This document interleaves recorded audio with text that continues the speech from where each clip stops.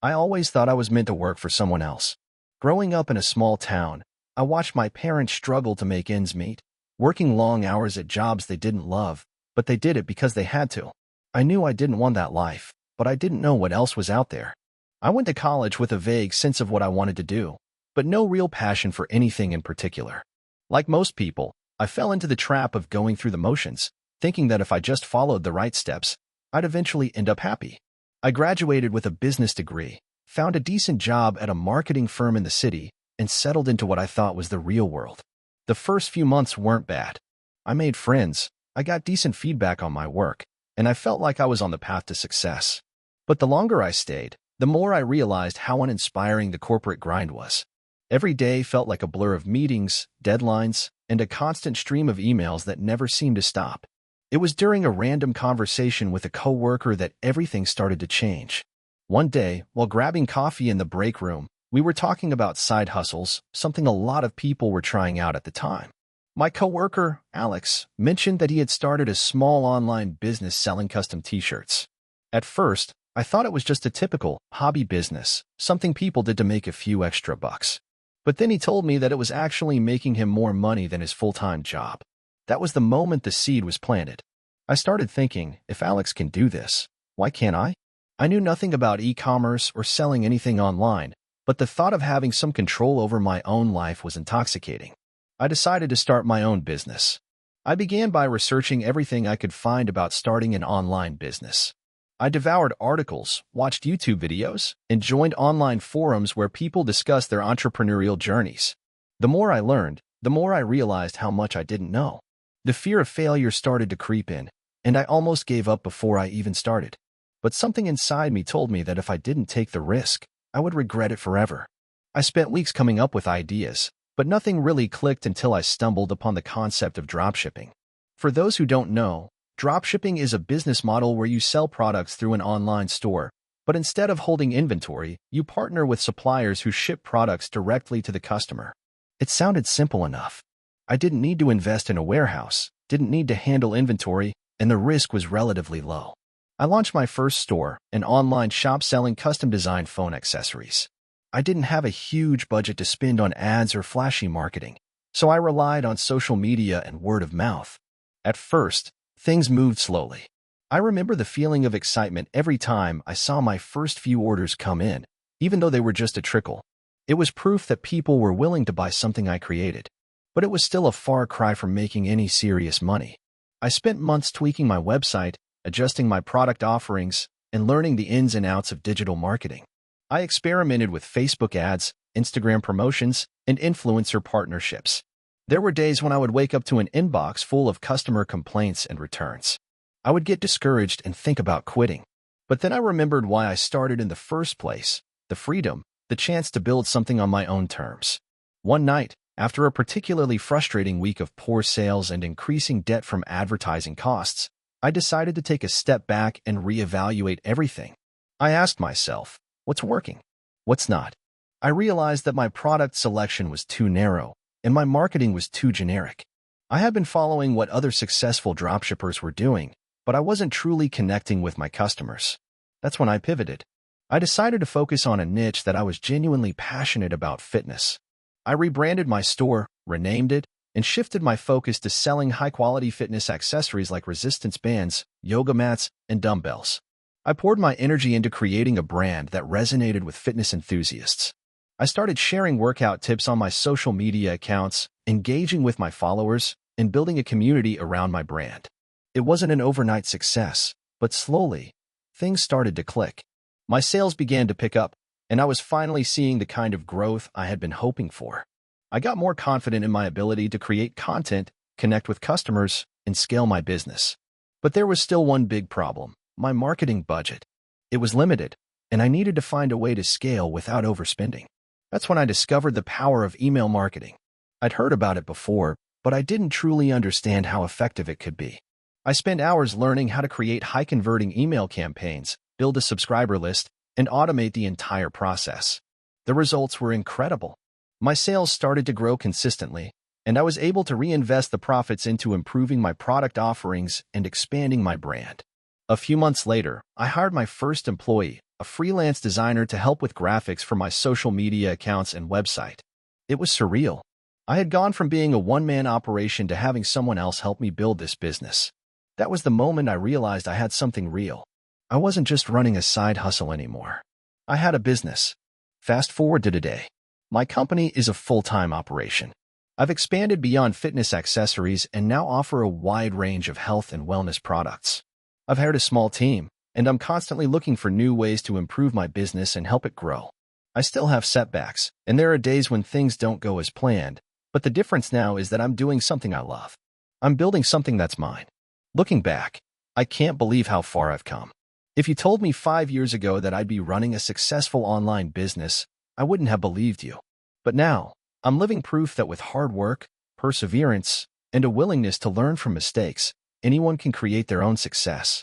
It wasn't easy, and it didn't happen overnight, but I wouldn't trade this journey for anything. If you're reading this and thinking about starting your own business, my advice is simple: take the leap. Don't wait for the perfect time or for all the stars to align. Just start. You'll learn along the way, and the lessons you pick up will make you stronger and more prepared for whatever comes next. The road won't always be smooth, but it's worth every bump along the way. If you enjoyed the video, don't forget to leave a like and subscribe to the channel. It helps the content grow and motivates me to create even more great videos. Turn on notifications so you don't miss any new uploads. By the way, I'm curious, when do you usually watch my videos? While working, studying, or just relaxing at home? Let me know in the comments. I'd love to hear from you. Thank you for your support. This is the story of how I went from being a broke college student with big dreams to owning a successful startup that's worth millions today. It's a journey full of mistakes, challenges, and some lucky breaks. But looking back, everything felt like it was meant to happen. It all started when I was in college, studying business. I was always the kid who had big ideas, but zero money. I wasn't from a wealthy family, and honestly, I had no idea how to get started. My parents were supportive, but they didn't have the resources to fund any of my projects. That didn't stop me, though. I was determined to build something from the ground up. I remember the first time I tried to launch a business. I was 20 years old, and I had this idea for a mobile app that would help college students find affordable textbooks. At the time, buying textbooks was a huge expense, and I thought there had to be a better way. So, I spent all my spare time learning how to code. I wasn't a techie by any means, but I figured that if I could learn the basics, I might be able to build something small to get started. I spent months reading programming books, watching tutorials on YouTube, and coding late into the night. Long story short, my first app was a disaster. It was buggy, the user interface was clunky, and the idea just didn't take off. I managed to get a few hundred users, but it wasn't enough to turn a profit. My classmates and friends didn't really understand what I was trying to do, and I didn't know how to market it properly. I lost a lot of money on server costs and had to let go of the project after only 6 months. That experience was a blow to my confidence. I felt like I had failed. But it also taught me some crucial lessons. I learned that building a product without knowing the market is a surefire way to fail. I also realized that I wasn't just looking for an idea. I needed to build something that people actually wanted. So, I took a step back and reassessed. I spent the next year doing internships, networking, and trying to learn from people who had actually built successful businesses. During this time, I met a mentor who would change everything for me. He was a serial entrepreneur who had started and sold multiple tech companies. He saw potential in me and agreed to take me under his wing. The first thing he taught me was to focus on solving real problems, not just building cool products. People don't care about your idea unless it makes their life easier or better, he said. That hit me hard because I had always been obsessed with the technology, not the problems it was supposed to solve. He also encouraged me to embrace failure, saying that every successful entrepreneur had faced setbacks, but the key was to learn from them and keep moving forward. By this point, I had graduated from college, but I wasn't sure what my next move should be. I had no real job offers, and the startup world felt like an impossible mountain to climb. But I kept pushing forward. I started working as a freelance developer, building websites for small businesses. It wasn't glamorous, but it paid the bills and gave me some flexibility to explore new ideas. I also spent more time building my network and learning from other entrepreneurs in the local startup scene. After a year of freelancing, I got an idea for a new business. I had noticed that many small businesses, especially in the retail sector, were struggling with managing their inventory. They were using outdated methods like spreadsheets, which were inefficient and prone to errors. I realized that if I could build a simple, easy-to-use inventory management system, it could save these businesses a lot of time and money. At first, I wasn't sure if anyone would actually buy it, but I decided to validate the idea by reaching out to local businesses and asking if they would be interested. To my surprise, several of them were excited about the idea. They told me they spent hours every week dealing with inventory issues and would pay for a tool that could help them streamline the process. With that feedback, I decided to go all in. I quit freelancing and started working on the product full-time. I used the small savings I had accumulated to fund the development, and I worked day and night to create a simple, user-friendly platform. The first version of the software was basic, nothing fancy, but it worked. I offered a free trial to a handful of local businesses, and slowly, word started to spread. The first few months were tough. I had to deal with bugs, customer complaints, and a lack of initial sales. I didn't have a huge marketing budget, so I relied heavily on word of mouth and networking. But the more businesses I talked to, the more I realized that there was a real demand for the product. I listened to my customers' feedback and iterated on the software, adding new features and making it more intuitive. By the end of the first year, I had signed up over 100 businesses, and I was starting to make enough money to cover expenses and pay myself a small salary. I wasn't rich by any means, but I was finally building something that had real value. As the company grew, I started to hire a small team. I brought on a developer who helped me with the technical side of things and a salesperson who handled outreach to potential clients. We started expanding our reach beyond the local market and began targeting small businesses across the country. We also raised a small round of funding from a group of angel investors, which allowed us to accelerate development and improve our marketing efforts. The next few years were a whirlwind. We faced intense competition, dealt with technical challenges, and struggled to find the right product-market fit. But we kept going. We kept improving the software, kept talking to our customers, and kept pushing ourselves to do better. Eventually, the hard work paid off. Our customer base grew significantly, and we started attracting bigger clients.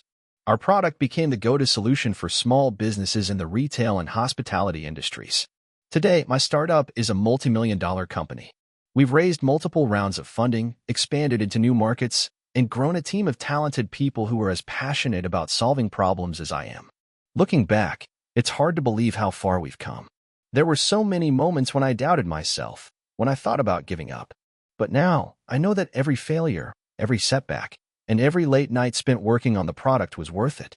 So, if you're reading this and you're thinking about starting your own business, here's my advice. Don't be afraid to fail. Don't be afraid to try and fail again. The key is to learn from your mistakes, listen to your customers, and keep iterating. Success doesn't happen overnight, but with persistence and a willingness to learn, it's possible. It's been an incredible journey, and I wouldn't trade it for anything. My journey into entrepreneurship wasn't one of those stories where I had a big breakthrough idea or inherited a successful business. In fact, it was more of an accident. I was a regular guy working a 9-to-5 job, trying to figure out what I wanted to do with my life. I had dreams, sure, but none of them seemed big enough to justify taking the plunge into entrepreneurship. Let me take you back to the beginning. It all started when I was in my late 20s. I had just finished college and landed a decent job in an office. It wasn't glamorous, but it paid the bills.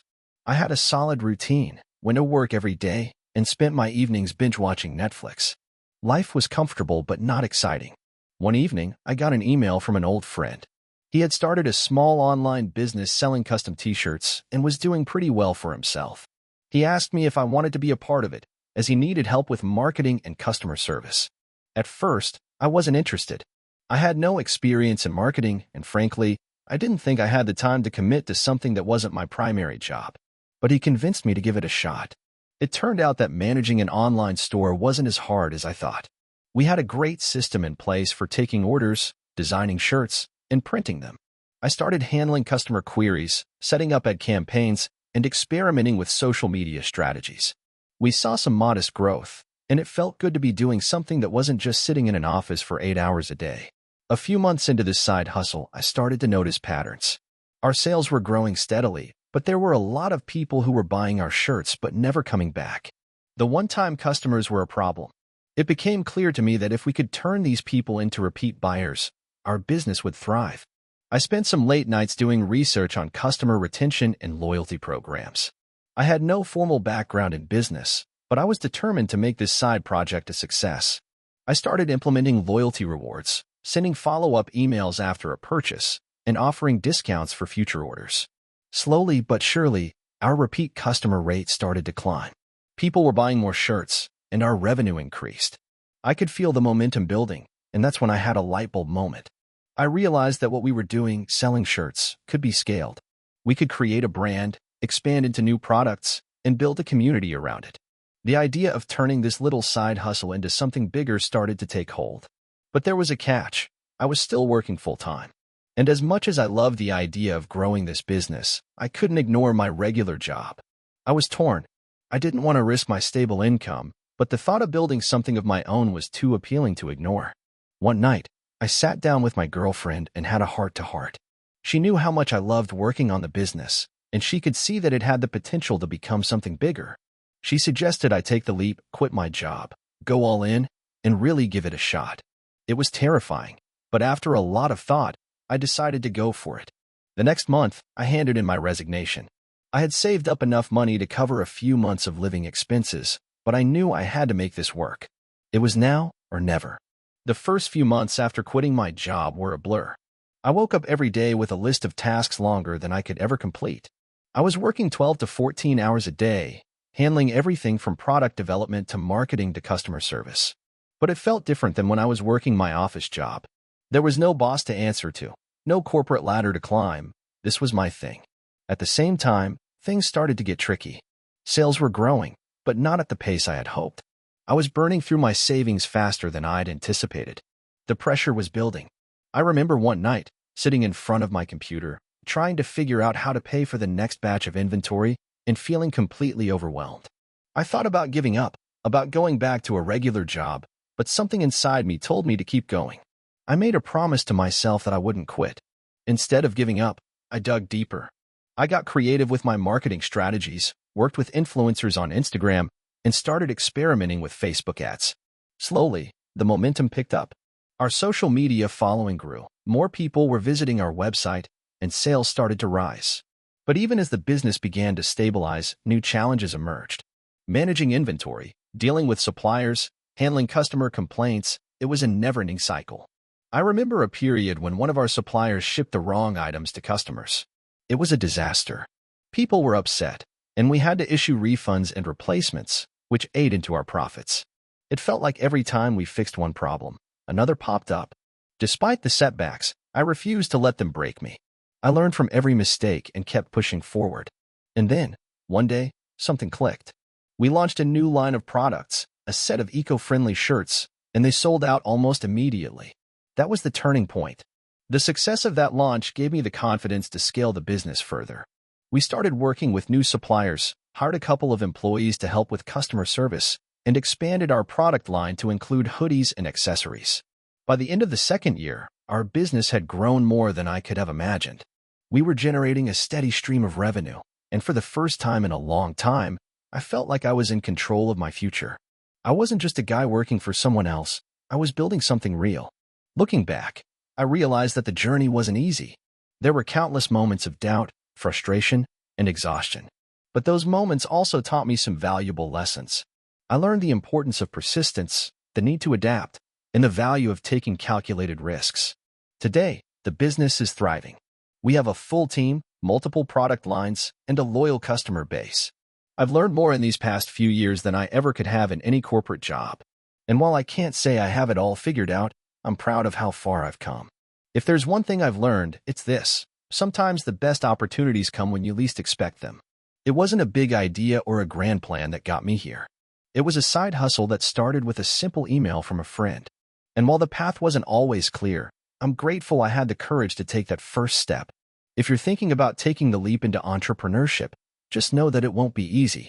There will be failures, frustrations, and times when you wonder if it's all worth it. But if you're willing to learn, adapt, and keep pushing forward, it can also be incredibly rewarding. It's a wild ride, but it's a ride I wouldn't trade for anything. I was 19 years old when I realized that the corporate world wasn't for me.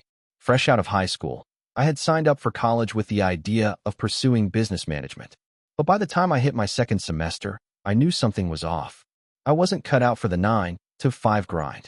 The monotonous routine, the endless lectures, and the thought of working for someone else for the rest of my life didn't sit well with me.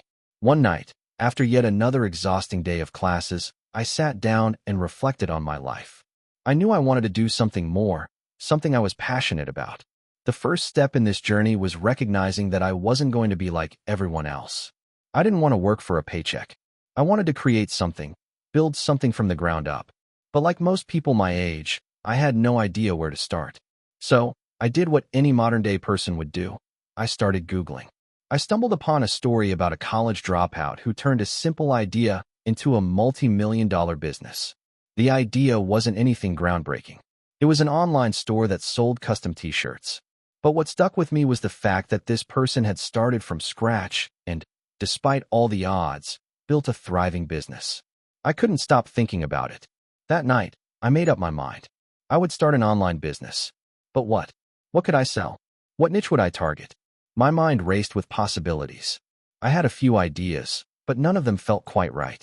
I didn't want to jump into something unless I was absolutely sure it would work. After weeks of brainstorming, I finally came up with something that clicked. I'd always loved fitness. I spent hours at the gym, watching YouTube videos on bodybuilding and reading articles about nutrition.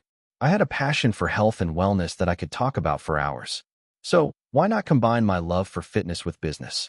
My idea was simple.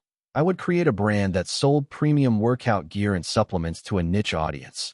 People who were serious about fitness, just like me. I started by researching the market. What were people buying? What was missing in the current offerings? There were a lot of companies selling workout gear, but none of them really focused on quality. Most of the products I had bought over the years were either overpriced or subpar in quality. I saw an opportunity to create something better. I spent the next few months learning everything I could about e-commerce. I watched countless tutorials on YouTube, read books on business, and joined forums where aspiring entrepreneurs like myself gathered to share ideas. I also started building a website. It wasn't much at first, just a simple WordPress page, but it was a start. I knew that to succeed, I had to have a professional-looking site and a solid marketing plan. The first few weeks were tough. I barely had any traffic to my website. I spent hours tweaking my product descriptions, updating the design of my site, and reaching out to potential customers on social media. I tried running Facebook ads, but the results were disappointing. I didn't have much of a budget, so every dollar I spent on ads felt like it could be my last. But I didn't give up. I kept pushing. I reached out to influencers in the fitness community and offered them free products in exchange for shout-outs on their social media. Slowly but surely, word of mouth started to spread. I received my first order 1 month after launching, and that felt like a huge win. It wasn't much, just a single pair of workout leggings, but it was proof that my idea could work. As sales started to trickle in, I reinvested everything back into the business. I upgraded my website, hired a designer to create a logo, and expanded my product line. The next big hurdle was scaling. I knew I couldn't handle everything myself, so I hired a part-time virtual assistant to help with customer service and order fulfillment. It was a big step, but I was determined to grow. Around this time, I started noticing that my brand was gaining more traction. People were talking about my products on Instagram, and some of the influencers I had reached out to were sharing posts about my gear. Sales were picking up, but it still wasn't enough to sustain a full-time income. I needed to get creative. I decided to launch a limited edition line of workout gear, something exclusive that would drive demand. The idea was to create a sense of urgency. If people thought they could only get the products for a short time, they would be more likely to buy. It worked like a charm. The limited edition line sold out within days, and that success helped fund my next move, hiring a full-time employee. With a team member handling the day-to-day operations, I had more time to focus on marketing. I learned how to build an email list, run Instagram ad campaigns, and optimize my website for better conversions. Slowly but surely, my sales grew. I was able to hire another employee, and we started branching out into new product categories, like protein powders and fitness accessories. But just when I thought things were going smoothly, a major challenge hit. One of my suppliers went out of business, and I suddenly found myself without a reliable source for some of my best-selling products. It was a nightmare. I had to scramble to find new suppliers, and in the meantime, my sales dropped. But I learned an important lesson during that time. You can't rely on anyone but yourself. I took matters into my own hands. I found new suppliers, but I also started manufacturing some of the products in-house. This gave me more control over quality and pricing. It wasn't easy. There were days when I stayed up late packing orders and dealing with customer service issues, but I was committed to making it work. By the time I turned 25, my business was thriving. I had built a brand that people trusted, and I was doing something I loved every day. I had created jobs, impacted the lives of my customers, and most importantly, I had proven to myself that I could do this. I'd gone from a broke college dropout to a successful entrepreneur, all because I was willing to take a risk on myself. Looking back, there were so many times I wanted to quit. The late nights, the failures, the constant uncertainty. But each challenge made me stronger, and each small success kept me going. Now, as I sit in my office with a team of employees who believe in the vision, I'm grateful for the journey. The road to entrepreneurship isn't easy, and it's definitely not a straight line.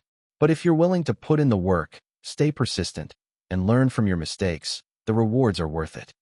I always dreamed of owning my own business, but I never thought it would start the way it did. I didn't have a grand plan, a fancy education, or a massive network of investors. I had a problem, and I had the stubborn determination to fix it. And like most entrepreneurs, my journey was messy, uncertain, and filled with unexpected twists. It all started with a bicycle. I've been an avid cyclist my entire life. To me, it wasn't just a hobby, it was a passion. I loved the way the wind felt against my face as I zipped through the streets, the freedom it gave me, and the challenge of pushing my body to the limits. But about 5 years ago, I ran into a problem. I was riding my bike one day when my gear shifter broke. It wasn't the first time something on my bike had malfunctioned, but this time, it really irritated me. I had taken my bike to several shops, only to have each one charge me a small fortune for repairs that didn't last long. I started wondering why there wasn't a better way to fix or maintain a bike without getting gouged. That's when the idea hit me, what if I could create a service or product that helped people maintain their bikes themselves, at home? I knew the basics of bike repair from years of tinkering on my own, but I wasn't an expert. So, I started researching. I watched hours of YouTube videos, read forums, and reached out to professionals in the cycling community. Eventually, I realized that one of the main problems people had was not knowing how to properly maintain their bikes. Sure, there were plenty of repair guides, but they were scattered all over the internet, and some were so complicated that only experts could follow them. I didn't want to create just another bike tool or repair guide. I wanted something more comprehensive, a way to make bike maintenance easy, even for beginners. I wanted to build something that would save cyclists time, money, and frustration. And that's when the idea of a bike maintenance kit was born. I started by researching what tools were most commonly needed for bike maintenance. I went to bike shops, spoke with mechanics, and made lists. I wanted to make sure that this kit could cover as many potential repairs as possible without being overwhelming. After narrowing down the list of tools, I reached out to a few manufacturers and worked on creating a custom set that would be durable and easy to use. But there was one problem. I didn't have any money to fund this project. I didn't want to take out a loan or ask my family for help. I had heard a lot of horror stories about entrepreneurs losing everything because they took out loans for their businesses. So, I decided to go the crowdfunding route. I launched a Kickstarter campaign, hoping to raise enough money to produce the first batch of kits. At first, things were slow. I only had a few backers, and my campaign didn't look like it was going to hit its goal. I thought maybe I'd bitten off more than I could chew. But then, something unexpected happened. A popular cycling influencer shared my Kickstarter on their social media. It was a game changer. The next day, my campaign started picking up steam. Within a week, I had reached my funding goal, and by the end of the month, I had raised 3 times what I needed. That was the moment I realized I might actually be onto something. I immediately ordered the first batch of kits and started designing a website. The kits arrived a few weeks later, and I shipped them out to backers. But even though I had met my initial goal, I wasn't ready for what came next. I had assumed that once the kits were shipped, I could just relax and let the business run itself. But that wasn't the case. There were shipping delays, quality control issues, and more customer complaints than I had anticipated. I spent every waking hour answering emails, fixing problems, and trying to maintain the positive feedback I had gotten from my backers. I quickly realized that running a business wasn't just about having a good product. It was about being able to manage everything that came with it. The next few months were tough. I made mistake after mistake, And there were times when I seriously considered quitting. But I couldn't. I had invested too much time, money, and energy into this. I had made promises to my backers, and I wasn't about to let them down. I began learning more about e-commerce, supply chain management, and customer service. Slowly, I improved the systems in place to handle orders, returns, and customer inquiries. I hired a few part-time employees to help with shipping and customer service, but it was still a huge learning curve. By the end of the first year, things were starting to stabilize. My products were selling consistently, and I had built a loyal customer base. I started reinvesting my profits into expanding the product line. I added new tools, instructional videos, and even created an app to help cyclists track their bike maintenance schedules. But even then, I wasn't immune to setbacks. I had one major issue when a competitor launched a similar product at a lower price. It was devastating. I had poured so much into my business, and now I was being undercut by someone with more resources. For a while, I thought about throwing in the towel again. But then I had a conversation with one of my loyal customers. She told me that she loved my product because of the quality, the customer service, and the community I had built. That's when I realized something crucial. People weren't just buying my kits because they were the cheapest. They were buying them because they trusted me. They believed in my vision, and they wanted to be part of it. So, I doubled down. I improved my marketing, focused on telling my story, and emphasized what set my product apart. It worked. Slowly but surely, my business grew. And eventually, I was able to hire a full-time team. We expanded into new markets, developed new products, and created partnerships with bike shops all over the country. Looking back now, it feels surreal. My company went from being a single idea sparked by frustration to a successful business with a loyal customer base and a growing product line. I never could have predicted that one broken bike shifter would lead to this journey. But that's the thing about entrepreneurship. It's not about having everything figured out from the start. It's about being willing to learn, adapt, and push through the tough times. If you're reading this and thinking about starting your own business, I'll give you the same advice I wish I had when I first started. Don't be afraid to fail. You'll make mistakes, but that's part of the process. Surround yourself with people who believe in you and your vision, and keep pushing forward, no matter how difficult it gets. Success doesn't happen overnight, but if you keep at it, the rewards are worth it. To anyone out there thinking it's too late to start, or that you need a huge amount of money or experience, I say this: if I can do it, so can you. You just have to be willing to take that first step. And as for me, well, I'm still riding that bicycle. But now, every time I hop on, I smile knowing that it was that one broken gear shifter that set everything in motion. I never thought I'd be here, sitting in my cozy office, typing away at my computer, running a company I built from the ground up. It wasn't always this easy, though. The journey to entrepreneurship wasn't smooth, and I've learned more from my failures than my successes. I guess that's the way it usually works for most entrepreneurs. So, grab a cup of coffee or a cold drink if that's your thing, and let me tell you the story of how I went from being a broke college student with a dream to running a successful business that's now scaling internationally. It all started in 2015. I was a 20-year-old college sophomore at a university in the Midwest. My major was business administration, but if I'm being honest, I wasn't all that excited about the classes. What I was passionate about was tech. I loved the idea of creating something that people would use every day. At the time, I didn't have any technical skills. I couldn't code or design, but I had an idea. And in my mind, that was enough. I remember walking into my dorm room one day, brainstorming ideas with my roommate.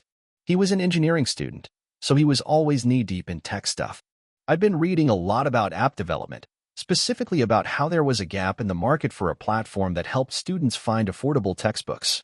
We were in college, so we knew firsthand how expensive books could be, and there had to be a better way. I pitched the idea to him. What if we created an app that allowed students to rent and buy textbooks directly from each other? No middleman, just a simple, peer-to-peer marketplace. He didn't seem too convinced at first.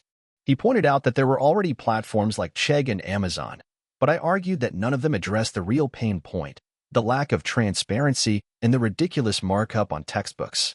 Plus, renting directly from other students would save money and give everyone access to more affordable books. He thought about it for a moment, then shrugged. It's a good idea, but we'll need to figure out how to make it work. That was the moment I decided to go for it. I was in. But here's the thing. I had no clue what I was doing. I spent the next few weeks Googling how to start a business. I found resources on starting a tech startup, app development, how to raise money, and how to market a product. Most of it sounded like a different language to me. I had no coding skills, and I had no connections in the tech industry, but I wasn't about to let that stop me. I started by drafting a business plan. I sketched out the idea for the app and made a rough wireframe using free design tools. It looked terrible, but it was a start. I knew I needed help, so I began talking to people in my classes, attending networking events, and reaching out to anyone who might have experience in tech or startups. That's when I met Sarah, a computer science major who had developed a couple of apps during her time in college. She was smart, driven, and passionate about the idea of using technology to help people. After a few conversations, she agreed to join the project as a co-founder. Building the app wasn't easy. Sarah had the technical know-how, but we still had a lot of challenges. We didn't have money to hire designers or developers, so I spent countless hours learning the basics of user experience, UX, and interface design. I watched YouTube tutorials, read books, and got feedback from anyone who would listen. Meanwhile, Sarah worked on the back end of the app, creating the database, integrating payment systems, and making sure everything functioned smoothly. We launched our first version of the app in the spring of 2016. It wasn't perfect, but it was functional. The user interface was clunky, and the design was nothing to write home about, but it worked. We tested it on a few friends and classmates, and the feedback was encouraging. People liked the idea of being able to rent and buy textbooks from other students, and they appreciated the transparency and ease of use. The real challenge, however, was getting people to actually use it. We knew the app had potential, but we also knew we were up against giants like Chegg and Amazon. We had no budget for advertising or paid promotions, so we had to get creative. We set up booths at campus events, handed out flyers, and used word-of-mouth marketing. We also reached out to professors and offered them free access to the platform in exchange for promoting it to their students. Slowly but surely, we started gaining traction. By the fall of 2016, we had around 500 users. It wasn't much, but it was a start. We were barely making enough money to cover our server costs, but the feedback we were getting kept us going. People loved the idea, and we knew we were onto something. I remember sitting down with Sarah and talking about how we could scale the platform. We needed more users, and we needed a way to make the app stand out. That's when we decided to build a community. We started hosting campus events where students could meet and exchange books in person. We created a referral program, giving users incentives for getting their friends to join. We also worked on improving the app's user interface, adding features like book ratings, reviews, and better search functionality. In 2017, things really started picking up. We secured our first round of funding from a local angel investor who believed in our vision. With that investment, we were able to hire a small team to help with marketing, customer service, and development. We also redesigned the app to make it more polished and user-friendly. Word spread quickly, and by the end of 2017, we had over 10,000 active users. By 2018, we were officially a business. Our app was no longer just a side project. It was something real. We had an office, a growing team, and most importantly, we were making money. But it wasn't easy. The tech industry is a brutal space, and competition only got fiercer as we grew. We had to continually innovate, improve our product, and keep our users engaged. Fast forward to today, and we've grown into a company with over 500,000 users worldwide. We've expanded beyond textbooks, offering everything from study materials to student supplies. We've even partnered with universities to offer exclusive deals for students. It hasn't been a straight path, and there have been plenty of setbacks along the way, but we've made it. The biggest lesson I've learned throughout this journey is that failure is a part of success. If I had given up after the first setback, I wouldn't be where I am today. If you're an aspiring entrepreneur, my advice is simple: start. Don't wait until you have everything figured out. You won't. Build, learn, pivot, and never stop growing. There's no magic formula, but with persistence and passion, you can create something incredible. So that's my story. I started with nothing but an idea and a desire to make a difference. I didn't have a background in tech, I didn't have investors, and I didn't have a blueprint for success. But I had the one thing that matters most, the belief that I could do it. And here I am today, living the dream. I was never the kid who dreamed of becoming a millionaire or building an empire. I didn't come from money, and neither did my family. We were comfortable enough to not worry about the next paycheck, but that was about it. My parents were always working, which meant I spent most of my childhood around the house alone, entertaining myself with whatever I could find.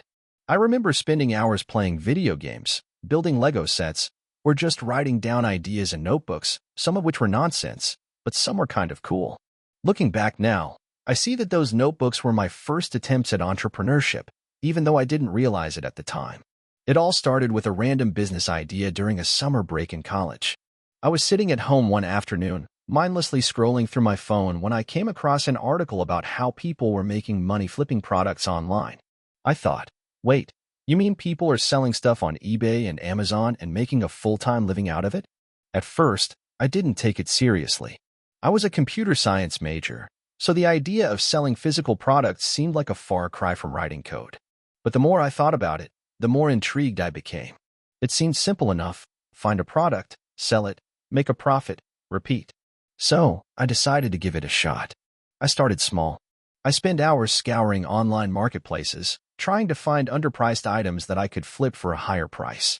I was essentially buying products from thrift stores and reselling them online. I had no experience with selling or marketing, but I figured I could learn. I spent hours researching product categories, pricing strategies, and even SEO. It was like a game to me. Slowly but surely, I made a few sales here and there. The first time I made $50 profit felt like winning the lottery. I was hooked. It didn't take long before I realized that the real challenge wasn't finding items to sell. It was scaling the business. I had a full-time course load, and it was exhausting. I'd wake up early, attend classes, go home, and spend the rest of my day sourcing products, taking photos, writing descriptions, and managing sales. There were nights when I'd be sitting at my desk, barely staying awake, calculating how many items I'd need to sell just to break even. But despite all the long hours and the stress, something about it clicked. I didn't mind the hustle. In fact, I loved it. But then, I hit a wall. After about a year, my business had plateaued. I was making a decent income, but it wasn't enough to quit my job. I started looking at other opportunities. I thought about starting a tech company or creating an app, but the idea of competing with giants like Google and Apple felt unrealistic. And then one day, during a lunch break, I overheard two guys talking about dropshipping. For those who don't know, dropshipping is a business model where you sell products to customers, but instead of storing inventory, you partner with a supplier who ships the product directly to the customer. I was skeptical at first. It sounded like a get-rich-quick scheme, but they were talking about numbers, real revenue numbers, that intrigued me. I went home that day and spent hours researching dropshipping. There were a ton of success stories, but also just as many horror stories. I had to be smart about it. After a few weeks of learning and strategizing, I decided to take the plunge. I spent $100 on a website, registered a domain, and found a supplier for a niche product I felt was underrepresented in the market. The first month was rough. I didn't know anything about Facebook ads, Instagram influencers, or even how to create an appealing store. I tried everything: running ads, contacting influencers, writing blog posts. I learned about email marketing, A/B testing, and optimizing conversion rates. I spent money and time, sometimes too much of both. It took me 3 months to get my first sale. The adrenaline I felt when I saw that notification pop up on my phone was indescribable. I had spent all this time and effort for one sale, but it meant everything. From that point on, things slowly started to pick up. I refined my product pages, focused on improving the customer experience, and started scaling my ad campaigns. I made sure I treated every customer like gold. I responded to their queries quickly, made sure orders arrived on time, and even sent handwritten thank you notes with each package. I'd like to think that personal touch made a difference. But as my dropshipping business began to grow, the challenges multiplied. As I started making more money, I was spending more time running ads and handling customer service. There were returns, complaints, and even chargebacks. I remember one night when I got a message from a customer asking for a refund because the product was cheap. I was furious. I had spent all this time finding high-quality suppliers and crafting a brand. But I knew this was part of the game. I couldn't let one complaint ruin my progress. I responded professionally, apologized, and offered a full refund. Not only did I retain that customer, but they also became a loyal one. Then came the moment that completely changed my trajectory. One day, while browsing through a business forum, I saw a post about creating your own branded products instead of relying on suppliers for generic items. I had never considered it. It seemed daunting, risky, and expensive. But the more I thought about it, The more I realized this was the key to truly building a brand, something that could eventually be sold for a profit or scaled even further. So, I decided to invest in creating my own product line. This was the most terrifying decision I ever made. I had to find manufacturers, design packaging, create logos, and set up an entire supply chain. But I took the plunge and ordered a batch of 500 units. The first batch arrived, and when I opened the box and saw the product with my logo on it, I felt a sense of pride I'd never experienced before. It was my own brand now. The launch was nerve-wracking, but it paid off. I marketed my branded products through the same channels I used for dropshipping, but now I had a unique selling point. My customers were no longer just buying a product, they were buying into a brand. I spent months perfecting the marketing and customer experience, and sales grew exponentially. By the time I graduated, I had a full-fledged business. It wasn't just about selling stuff online anymore. It was about building something real. Fast forward to today, and my business is thriving. I still don't have millions in the bank, but I'm comfortable. I don't work for anyone else anymore. The lessons I learned over the years, from making my first sale to creating my own branded products, have shaped who I am today. The road wasn't easy, and it took years of learning, failing, and trying again. But if there's one thing I've learned, it's that entrepreneurship isn't about the quick wins. It's about consistency, resilience, and constantly evolving. I'm not sure what the future holds, but I'm excited for the ride. So, I've been meaning to share this for a while, but the whole experience still feels surreal. This is the story of how I built my first business from scratch, went through multiple failures, and finally hit the sweet spot after years of trial and error. It all started a few years ago when I found myself stuck in a dead-end job. I was working as a project manager at a tech startup. The work was fine, decent pay, okay benefits, but I hated the feeling of being a cog in a machine. I watched my friends start their own ventures, and it felt like they were on a different level than me. The freedom they had, the risk they took, and the rewards they were reaping, it was intoxicating. I wanted in. But here's the thing, I had no idea what I was doing. I wasn't a born entrepreneur, and I definitely didn't have the classic hustle mindset. I was just someone who had been waiting for an opportunity to come to them. I had a vague idea that I could start a business, but no plan or strategy to follow. So, after several months of procrastination, I decided to dive in headfirst with an idea that I thought was going to be a game changer. I'd always been into fitness, and after some research, I discovered that there was a growing trend in online fitness coaching. I had a decent amount of experience in the gym and thought I could offer personalized training programs and consultations. It seemed easy enough. I had the knowledge, I had the drive, and surely, people would flock to my services, right? Wrong. I spent months building a website, creating social media accounts, and developing a fitness program that I thought was going to be revolutionary. The first few weeks were filled with excitement and optimism. I reached out to my friends and family, offering them free sessions to get some testimonials. But when it came time to actually launch the service, nothing happened. No one signed up. I tried everything I could think of. I ran Facebook ads, posted every day on Instagram, even created YouTube videos to showcase my expertise. But nothing moved the needle. I thought the market was just too saturated or that I wasn't getting my message across properly. Maybe people didn't trust me enough. After all, I wasn't a celebrity trainer or a well-known fitness influencer. I spent the next few months in a state of panic. I had invested all my savings into this business. I had to cover hosting fees, paid ads, and other overhead costs. Each day felt like I was burning money with no return, and my self-esteem took a hit as well. I wasn't sure if I was cut out for this. I started doubting myself, wondering if the dream of being my own boss was nothing more than a pipe dream. Then, a random encounter changed everything. I was at a local coffee shop one day, scrolling through my phone while sipping my latte, when I overheard a conversation between two people sitting next to me. One of them was venting about how hard it was to find good personal trainers who actually understood her needs. She talked about how generic and impersonal most fitness programs were. I couldn't help but listen. She went on and on about the frustrations of trying different online trainers and never really connecting with them. Without thinking, I introduced myself and offered her a free session to discuss her fitness goals. She was hesitant at first, but after talking to her for a while, she seemed open to the idea. I gave her a free consultation the next day, and I was amazed at how much I was able to connect with her on a personal level. We discussed not only her physical goals but also her mental and emotional challenges surrounding fitness. I had never approached training this way before, but it felt so much more natural than the generic plans I had been offering. She signed up for a paid program, and I immediately felt a shift in my approach. That encounter led to the realization that I had been approaching the business all wrong. Instead of focusing on generic fitness plans and trying to sell my services to everyone, I needed to focus on a more personalized, human-centered approach. I started niching down and offering customized training programs that were deeply tailored to each individual's unique needs and lifestyle. I also started to focus on building genuine relationships with potential clients. I didn't just want to sell them a fitness plan. I wanted to get to know them as people, understand their struggles, and support them in their journeys. I started creating content that resonated with real-life issues.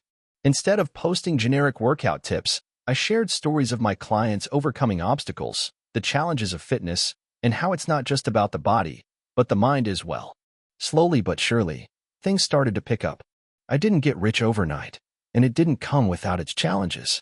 I had to pivot several times, change my messaging, and find the right tools to streamline the process. But over time, the business grew. I started getting word-of-mouth referrals, and the testimonials started pouring in. I realized that my genuine passion for helping others was something people could sense, and that's what made them trust me enough to sign up for my services. Fast forward to today, and I'm proud to say that the business has grown well beyond what I initially imagined. It's not just about the income, though. It's the freedom. I'm no longer stuck in a cubicle, clocking in and out every day. I've been able to take vacations when I want to, work from home, and even hire a small team to help me scale. The best part is that I get to make a real difference in people's lives. Every success story from my clients is a reminder of why I took that leap. Of course, it hasn't been easy. There were times when I felt like giving up, when I questioned if I was ever going to make it. But if there's one thing I've learned, it's that persistence pays off. It's not about having the perfect plan or getting everything right the first time. It's about being willing to fail, learn from it, and keep moving forward. I would never trade this journey for anything else. So, if you're someone thinking about starting your own business, just know that it's okay to feel lost at first. It's okay to fail, and it's okay to feel unsure of yourself. But keep showing up, keep experimenting, and most importantly, stay true to yourself. There's no one-size-fits-all blueprint for success. But if you find your unique path and stick with it, you'll eventually get where you want to go. That's my story, and I hope it helps someone who's struggling out there. Hey, friends, if you enjoy this content, don't forget to like the video and share your thoughts in the comments. We really want to know what you like and what can be improved. What do you think of the video? Are there any topics you'd like to see in future videos? Your feedback really helps us get better. Thanks for being with us. I grew up in a small town where opportunity was limited, and everyone kind of knew everyone else's business. My parents were hard-working folks who believed in the value of a steady job, and they never really understood my desire to do something different. As far back as I can remember, I had always been a little different, a little more curious, and a lot more ambitious than the other kids around me. I had big dreams, but for a long time, it seemed like those dreams were something I'd have to set aside if I wanted to fit in. But I couldn't. I had to find a way to make them happen. When I was 21, I decided I was done with the conventional life my small town had to offer. College was never really a thing for me. I wasn't the academic type, and honestly, I hated the idea of sitting in classrooms for years, working toward a degree that might or might not pay off. So, I moved to the city, sold my car, and rented a tiny studio apartment in a rundown neighborhood. It wasn't glamorous, but I didn't need glamour. I needed freedom. Freedom to fail, freedom to learn, freedom to grow. The first couple of months were brutal. I had saved up a few $1,000s, but it wasn't enough to last long. I had to figure out how to make it work. I had no idea what I was doing at first. I tried a bunch of different jobs, waiting tables, delivering pizzas, even working at a local grocery store stocking shelves. But nothing felt right.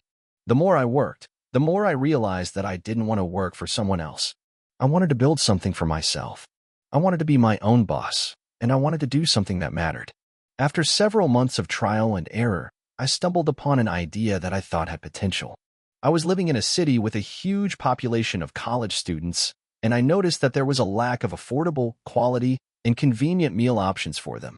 Students were constantly scrambling for fast food or frozen meals, and I thought, why not create a service that delivers healthy, homemade meals straight to their doors? It seemed simple enough, but I knew it would take hard work and determination. I had no culinary experience, no food industry knowledge, and no business background. But I was determined. I spent hours reading articles, watching YouTube videos, and asking anyone I knew who might have some insight into the food industry. I knew I'd have to learn quickly and be willing to fail a few times, but I was ready for the challenge. I started small, making homemade meals in my tiny apartment and delivering them to students by hand. I created a basic website, designed a few logos, and promoted my service on social media. At first, I only had a handful of customers, mostly friends and friends of friends, but that was enough to get started. I kept things simple, offering just a few healthy options like salads, wraps, and grain bowls. The first few weeks were grueling. I was up at 5 a.m., cooking, packing meals, and delivering them by noon, only to repeat the process in the evening for the next day. I had no staff, no help, just me.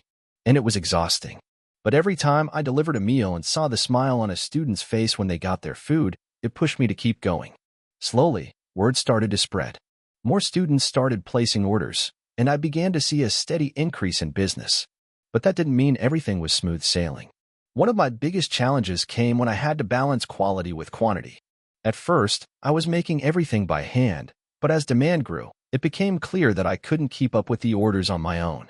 I had to hire a few people, but finding the right team was harder than I thought. I wanted people who cared about the business, who were willing to put in the work, and who were just as passionate about the idea as I was. It took a lot of trial and error to get the right people on board, but eventually, I built a small team of cooks and delivery drivers who shared my vision. Another obstacle I faced was managing my finances.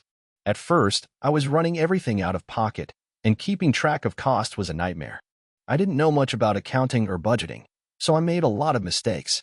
I would order too much food and end up with waste, or I'd forget to track expenses and get hit with unexpected costs.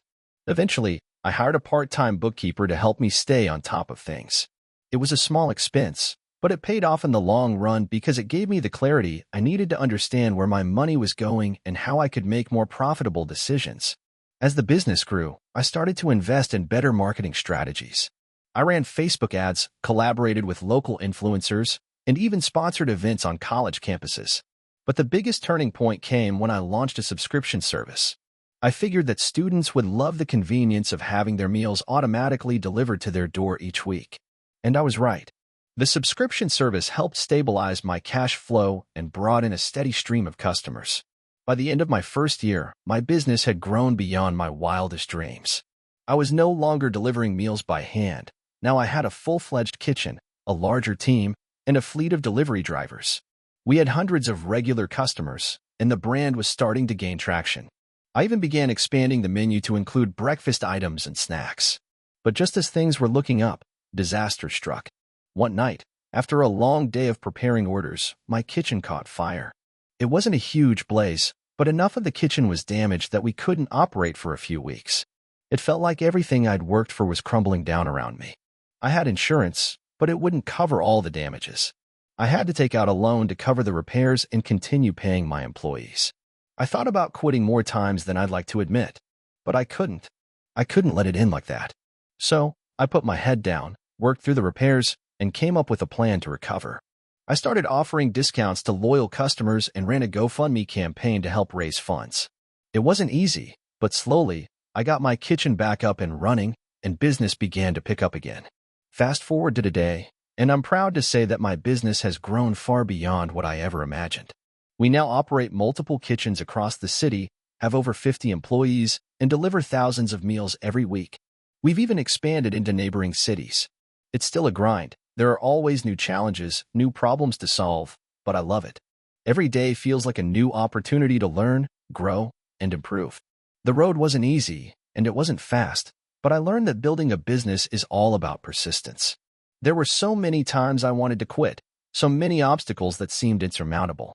But in the end, it was my refusal to give up that led to success. And it's been worth every sleepless night and every sacrifice. If there's one thing I've learned, it's that nothing is impossible if you're willing to work for it. How I went from being broke and jobless to owning a 7-figure business, it's kind of surreal looking back on how far I've come. A few years ago, I was living paycheck to paycheck, struggling with debt, and trying to figure out what the hell I was doing with my life. Fast forward to today, and I own a 7-figure business that gives me the freedom to do what I love. If you told me this was going to happen a few years ago, I would have laughed in your face. I'm not going to sugarcoat things. The journey to get here wasn't easy, and it took a lot of trial and error. But looking back, there are a few key decisions that truly turned my life around. Here's how I went from broke to business owner. ####the struggle years. I'll start with a bit of backstory. I graduated from college with a degree in marketing and, like most people, assumed the world was going to be my oyster. But reality hit hard. I couldn't find a job in my field, and the ones I did land barely paid enough to cover my bills. I ended up taking a job in retail, working long hours just to scrape by. At first, I thought it was just a stepping stone. I would work my way up, build my career, and eventually land something better. But the more time passed, the more I realized I was stuck. I'd watch people who had been in the same retail position for years, and I knew I didn't want that to be my future. The constant grind without any real progress started wearing me down. I was stressed, anxious, and honestly felt like a failure. One day, while scrolling through Reddit, I was in my doom scrolling phase. I came across a post from a guy who started his own online business. He was making more in a month than I was making in a year. The post wasn't anything special, just a simple, "I quit my job and started a business. Here's what I did" type of thing. But it lit a fire in me. If he could do it, why couldn't I? ####the leap of faith. I knew nothing about business, marketing, or entrepreneurship. The thought of starting my own company felt like a distant dream. But at that moment, I realized something important. I was already living a risk-free life. I was broke, jobless, and stuck. I didn't have much to lose. So, I decided to take the leap. I started reading everything I could about entrepreneurship, online business, and marketing. I spent hours each day absorbing content, listening to podcasts, and watching YouTube videos. I figured if I could just learn enough to get started, I could make something work. The next few months were intense. I started a dropshipping business. At the time, it seemed like a no-brainer. I could sell products online without holding any inventory. I was drawn to the idea of a passive income business. It sounded perfect, but spoiler alert, it wasn't. The first few months were brutal. I spent hours setting up my online store, choosing products, and running ads. But I wasn't making any sales. I tried to copy what other successful dropshippers were doing, but nothing seemed to work for me. Every ad I ran was a failure, and every product I chose didn't sell. I was getting discouraged. ###the turning point. After months of trial and error, I was about to give up. I had spent nearly all of my savings on ads, and I still wasn't seeing any returns. But before I quit, I decided to take a step back and reassess. I started talking to people who had actually been successful in the online business world. I reached out to a few mentors who offered guidance and advice. One of the biggest pieces of advice I received was to niche down. My store was too broad. I was trying to sell everything to everyone, and that's not how successful businesses are built. I realized that the key to success wasn't just selling random products. It was about finding a specific audience and catering to their needs. That's when everything started to click. I decided to focus on a niche I was passionate about: fitness. I had always been into fitness, and I knew the market was huge. I spent the next few weeks creating a brand around fitness products. I narrowed my focus and only selected products that were highly relevant to my target audience. Scaling up with the new niche, I began running more targeted ads. This time, I focused on creating content that actually resonated with my audience. I started posting on Instagram, creating fitness-related content, and sharing value-driven posts. Slowly but surely, my audience grew. I also started collaborating with fitness influencers who helped drive traffic to my store. It wasn't an overnight success, but the momentum slowly built. My sales started coming in, and I could finally see the fruits of my labor. I reinvested my profits back into the business, improving my website, expanding my product offerings, and optimizing my ads. I kept scaling the business, refining my marketing strategy, and eventually, I had a steady flow of customers. As the business grew, I started hiring a team to handle the day-to-day operations, which allowed me to focus on strategy and growth. The big break. About a year into the business, I made another critical decision that would take things to the next level. I launched my own product line. I didn't just want to be another dropshipping store. I wanted to create a brand that people would trust and recognize. After months of research and testing, I launched a line of high-quality fitness accessories. I worked with manufacturers, designed the products myself, and built a brand around them. The launch was a success, and the brand began to gain traction. With the new product line in place, I started focusing on building my customer base. I implemented email marketing, created a referral program, and started running higher budget ad campaigns. The business went from a few $1,000s in revenue a month to 6 figures in sales. Hashtag life today, my business is thriving. We've expanded beyond just fitness accessories and now offer a range of health and wellness products. I have a team of employees who handle various aspects of the business, from customer service to fulfillment. I've built a brand that resonates with my audience, and I'm proud of what we've accomplished. I now have the freedom to travel, take time off when I need it, and live life on my own terms. I never thought I'd be in this position a few years ago when I was working at a dead-end retail job. But the key was persistence and never giving up, even when things seemed hopeless. I still remember how I felt when I first started, lost, broke, and uncertain of my future. But I kept going, learning, and adapting. If you're in a similar position, trust me when I say it's possible to turn things around. It won't be easy, and you'll have to make sacrifices, but it's worth it. If you're thinking about starting a business, don't wait for the perfect moment. There's no such thing. Just start, learn as you go, and keep pushing forward. The journey may be long, but the rewards are worth it. You can do it. I believe in you. This is the story of how I went from being a broke college student with a dream to running a 7-figure business in just 5 years. It wasn't a smooth ride, and it certainly wasn't easy. But I learned a lot about persistence, failure, and the grit it takes to succeed. I'm sharing this because, honestly, if I can do it, anyone can. Let me take you back to the beginning. It was 2019, and I was a sophomore in college, living in a small, cramped apartment with 2 roommates. I had no idea what I wanted to do with my life, except for the fact that I wasn't cut out for the typical 9-to-5 job. The idea of working for someone else felt like a death sentence to my spirit. I wanted to be my own boss. But the reality was that I was flat broke, living off ramen noodles, and struggling to make ends meet. One night, while I was studying in my apartment, I came across a post online about dropshipping. At first, I dismissed it as another scam, but something about it kept nagging at me. The idea that you could sell products without holding inventory seemed so far-fetched but intriguing. So I spent the next few days diving deep into research. I watched YouTube videos, read blog posts, and started piecing together a strategy. I decided to try it, despite having no real business experience. I borrowed $200 from my parents, the only money I had access to, bought a course on Shopify, and set up my first store. The course was basic, and it mostly covered how to set up a website, find suppliers, and market products. I had no clue what I was doing, but I figured if others could do it, why couldn't I? For the next month, I worked tirelessly. I spent hours learning Facebook ads, setting up my store, and figuring out how to find products that would sell. My first product was some cheap phone case I found on AliExpress. I thought it was cool and unique, and I could market it to college students like me. I spent $50 on Facebook ads, hoping to get some sales. Nothing. Crickets. I was frustrated but determined. I kept tweaking my ads, changed the product, and reworked the website. Still nothing. By the 3rd month, I was about to quit. I had made $0, but I couldn't shake the feeling that I was onto something. So I decided to throw everything I had into it one last time. I borrowed another $500 from my parents. They were starting to question me by now, understandably, and ran another set of ads, this time for a different product. This time, I actually got one sale. Just one. But that sale was worth more than all the money I had spent because it proved something to me. It proved that this could work. I celebrated that single sale like it was a $1 million deal. I used the small profit I made from it to reinvest into more ads.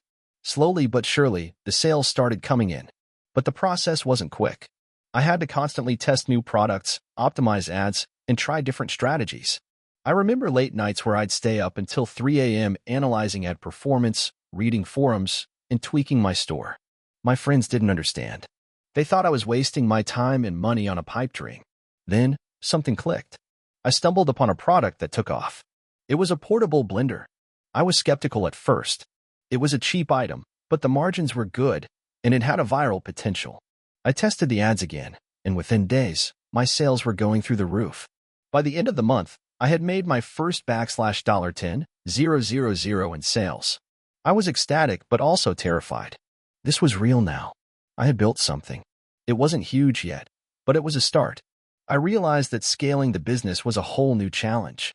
I didn't have the skills to handle a large volume of orders. I had to hire people, someone to manage customer service, someone to help with ads, and someone to handle fulfillment. I hired my first employee, a friend from school who was looking for part-time work.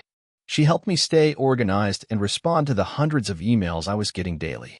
I also outsourced the order fulfillment to a third-party company, which helped me scale without having to deal with inventory and shipping. For the next year, I scaled my business aggressively. I focused on creating better ads, refining my website, and building a brand. I started focusing less on the money and more on the customer experience. I realized that the key to success wasn't just finding a winning product, it was creating a brand that people could trust and connect with. I had to learn a lot of new skills. I learned about email marketing, influencer marketing, and how to build a social media following. I learned that business wasn't just about selling a product. It was about creating an experience that customers would want to repeat.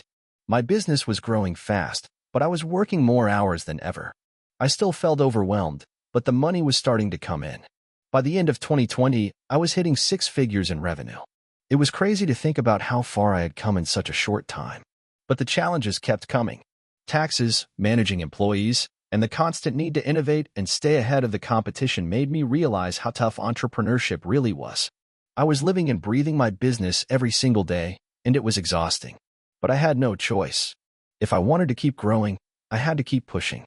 In 2021, I made the decision to start reinvesting heavily into the business. I hired more people, including a full-time marketing manager and a customer support team. I also expanded my product range and improved my branding. It was during this time that I decided to invest in building a more professional website and developing a unique marketing strategy, focusing on creating content that resonated with my audience rather than just pushing sales. By 2022, I had hit my first $1 million revenue year. It felt unreal. I remember looking at my financials and feeling this sense of disbelief. But success wasn't a guarantee. It never is. There were moments where I thought the business would collapse. There were moments where I had to take risks that made me incredibly nervous. But the constant learning, the grit, and the ability to adapt to change helped me push through. Now, in 2025, I run a 7-figure business. We've expanded into other countries, have a solid team, and a customer base that trusts us. But I always look back at those early days, the long nights, the constant failure, the sacrifices I made, and I realize that it was all worth it. The key takeaway from all this? Keep going. There will be moments when you want to quit, but persistence pays off. My business journey was never easy, and it's still a grind. But if I can do it, you can too. Trust the process, invest in yourself, and never underestimate the power of perseverance. I started my journey as an entrepreneur in a small town, a place where the majority of people were either working in traditional jobs or running modest family businesses. Growing up in a family that lived paycheck to paycheck, I never thought much about owning a business. My focus was always on survival, not on thriving. But that all changed when I stumbled upon an idea that would eventually change my life forever. It was a typical Wednesday afternoon when I found myself sitting in a coffee shop, aimlessly scrolling through my phone. I had recently moved back to my hometown after a failed attempt to make it in the big city, and I felt lost. I was working a job I didn't care about, just to pay the bills. It wasn't fulfilling. I felt like I had no direction, but I didn't know how to change things. Then, out of nowhere, I read a news article about a small startup that was thriving in the wellness space. It wasn't anything groundbreaking or revolutionary, but it sparked something inside me. It was the idea that maybe, just maybe, there was a way to carve out a path of my own. I had always been passionate about fitness and health. For years, I'd been researching various diets, supplements, and workout routines in my free time. My friends would always ask for advice, and I enjoyed helping them with their fitness journeys. It was clear to me that there was an untapped market for people like me, those who wanted to live healthier lives but didn't have the time or energy to sift through endless information on their own. That's when it hit me, why not create a company that simplifies health and fitness for busy people? I envisioned a subscription service that delivered personalized workout plans, meal suggestions, and supplement recommendations based on each person's needs and goals. I wanted to make it as simple as possible. Everything they needed for a healthy lifestyle would be curated and delivered straight to their door every month. I spent the next few weeks diving deep into market research. I learned about the growing demand for wellness-related products and services, and I realized there was a huge gap in the market for what I wanted to offer. Sure, There were plenty of fitness apps and meal delivery services, but none that offered a holistic approach tailored specifically to each individual. This gave me confidence that I was onto something. However, just having an idea wasn't enough. The fear of failure loomed over me like a dark cloud. I didn't have much money saved up, and I had no experience running a business. I spent countless nights researching how to start a business, what legal steps I needed to take, and how to build a website. But I couldn't do it all on my own. I needed help. One of the first people I reached out to was my childhood friend, Sarah. She had a background in graphic design and had always been the creative one in our group. I pitched her the idea, and she was immediately on board. The idea of creating something impactful and different was just as exciting to her as it was to me. Together, we built the initial brand and website from scratch. We called the company Fit Lifebox. I used all the savings I had at the time to register the business, set up a website, and purchase a small batch of inventory. I spent hours every day learning how to set up an e-commerce platform, write compelling copy, and market the business on social media. Sarah designed our first logo and branded the website, while I worked on sourcing products and building the subscription model. At the same time, I was still working my 9-to-5 job. I knew it wasn't sustainable, but I couldn't afford to quit yet. I'd often stay up late working on Fit Lifebox after coming home from the office, sacrificing sleep to make this dream a reality. There were times I felt like giving up, but every time I thought about quitting, I reminded myself why I started in the first place, to create something that could help people live better lives. After months of planning and execution, we finally launched. We didn't have a huge marketing budget, so we relied heavily on word of mouth and social media. I reached out to fitness influencers with a small but engaged following and offered them a free trial of our service in exchange for a review. To my surprise, people loved it. The feedback was overwhelmingly positive, and soon we were getting a steady stream of subscribers. But success didn't come overnight. The first few months were incredibly tough. We struggled to find the right suppliers for our products, and there were countless logistical challenges. Our website crashed multiple times, and we had to constantly tweak our subscription model to make it more profitable. I had many sleepless nights wondering if I was wasting my time. One of the biggest hurdles was getting enough people to trust us. When you're just starting out, no one knows who you are. Our customers were skeptical, but Sarah and I made it a point to engage with every single person who reached out to us. We answered their questions, took feedback seriously, and continuously improved our offerings. Slowly but surely, our customer base grew. Eventually, we reached a tipping point. Word started to spread, and our business began to gain momentum. We launched targeted ads, partnered with bigger influencers, and even offered discounts for people who referred friends. Sales started to skyrocket, and we began to see a steady stream of revenue coming in every month. The real turning point came when we decided to expand our product offerings. Initially, we had only focused on workout plans and meal suggestions.